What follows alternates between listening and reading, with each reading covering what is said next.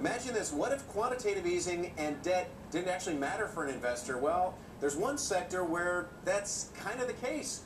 It's biotech. Well, our next guest, Mark Schoenebaum, is the #1 ranked biotech analyst year after year. I think it's 7 years in a row, including the current year. Mark Schoenebaum from ISI Group. It is great to have you here in the house.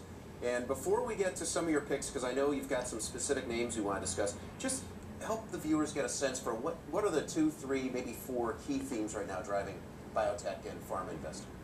Yeah, so I mean, one of the things driving it is, a lot of pharma drugs and biotech drugs are expensive, and that's sort of historically been the model in pharma and biotech. Let's continue to take price increases. So I think over the last couple of years, that's come under a lot of pressure. So in Europe, you have the European governments undergoing austerity measures, and part of austerity, because they pay for drugs over there, is just lowering the price of drugs. In the U.S., I think with healthcare reform and Medicare and Medicaid getting more sensitive to pricing, you see that happening here.